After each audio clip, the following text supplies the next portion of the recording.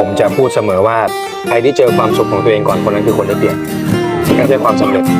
คุณเจอความสำเร็จให้ตายสุดท้ายคุณไม่มีความสุขมันก็ไม่มีประโยชน์พยายามมองหาความสุขของตัวเองก่อนความสำเร็จอ่ะมันคือหรือความมั่นคงอ่ะมันคือสิ่งที่ทุกคนต้องสร้างเองอยู่แล้วอ่ะ